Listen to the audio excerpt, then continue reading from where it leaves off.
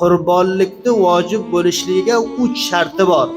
Birinchi sharti islomdir. Kofirning ustiga qurbonlik vojib emas.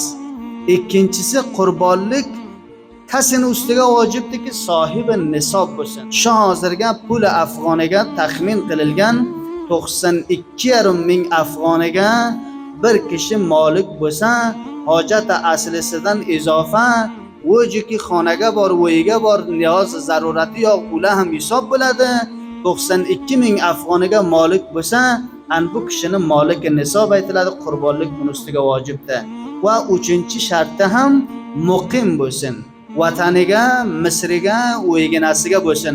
Musofir bo'lmasin. Umar Faruq radhiyallohu ta'ala anhu boshimuli boshqa ashabi kirom bilan vaqtiki safar hajga kelgidek bo'lsa, marosim hajga aytadilarki, bizlar musofir biz, muqim emasmiz, lihoza qurbonlik bizlarga nima emasdi?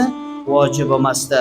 Bo'ladi biran musofir o'z oldidan ihsonan va tabarruan va xohlaydiki bor shu vojib ilohidan kam qolmasa va savobdan qolmasa qurbonlik qilsa, uni ham qurbonligi qabul.